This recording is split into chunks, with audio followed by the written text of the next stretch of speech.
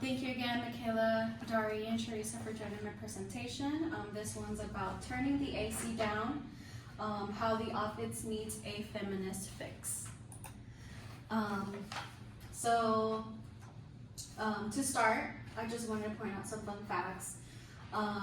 The average body temperature is at 98.6 degrees. And the reason our body is all nice and toasty and warm is to keep our organs running smoothly. So what happens if we start getting cold? Our body heat will start going to our core of our bodies, and it starts leaving out our hands and our feet to feel the cold even more. So when we're in the offices, I'm sure you've seen the TikTok trends, just as I have. These are my favorites: getting some sunshine, getting our body nice and warm, probably around lunchtime to re-energize, or even poking fun of how cold the offices are, and they're calling it office winter. It's funny. So what are the differences between us and men? Men's metabolic rate are naturally lower than men's. So because of that, we feel the cold more than men do. Men have more muscle, more body mass. So they're burning off muscle and fat quickly than we are. So what does that mean for their work attire? Their dress hasn't really changed throughout the decades. You can see them how they dressed back in the 1900s, 30ish, around those times, and how women dress then too, versus now.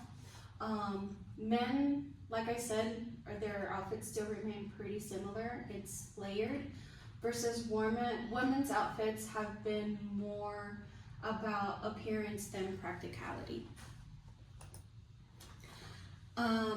So what does that mean for buildings? Why is it so cold?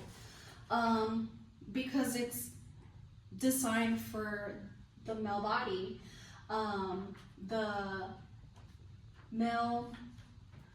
The temperature standard is set for the male design.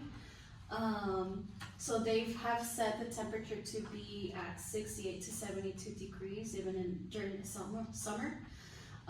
So it's set, the temperature set for the average middle-aged man who weighs around 160 pounds in a layered suit.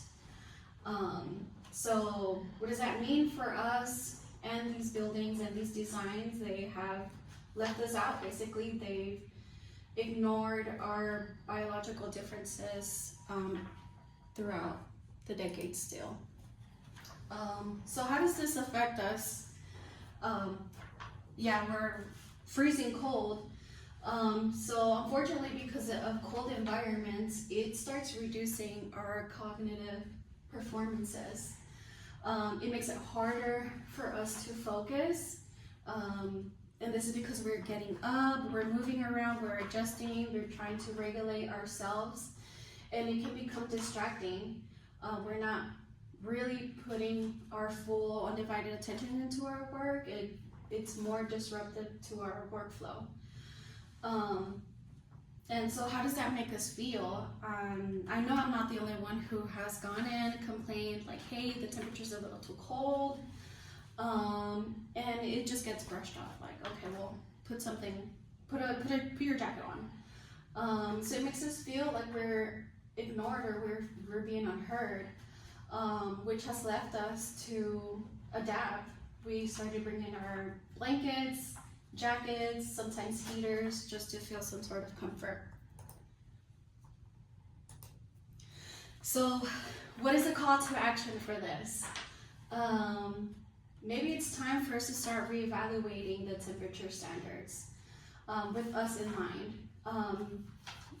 leaving us to maybe allow some fans and space heaters with precautions, of course.